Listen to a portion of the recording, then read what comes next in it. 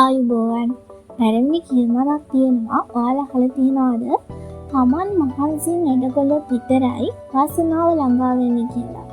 ඇත්තටම ගොඩාක් අය පුරුදුලා ඉන්නවා වාසනාව කියන දේ ඉබේ පහළ වෙනකම් බලන් ඉන්නවා. ඒක වැරදි විදිහට තමයි ගොඩාක් දෙනා හිතන්නේ. ඔයා හුඟක් අවධානයෙන් බලන්න ඔයාට ඇත්ත තේරුම් ගන්න පුළුවන් නේ.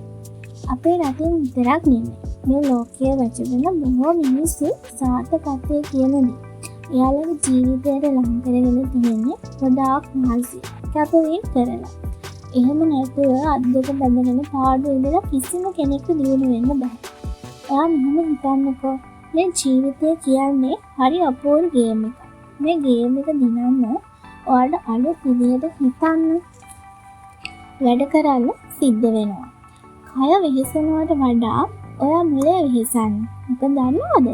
මොළය තමයි ජයග්‍රහණයට යන මාර්ගය පහසු කරවන්නේ. ගොඩාක් අය බයයි අසමත් වෙයි කියලා.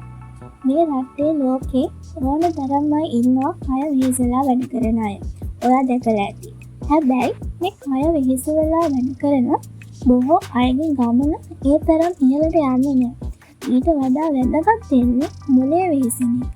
දැන් ඔයා උඹ වගේ සමාගමක් ගත්තොත් ඒක ලෝක පුරාම ප්‍රසිද්ධයි. එහෙම වෙන්නේ රහසක්ද?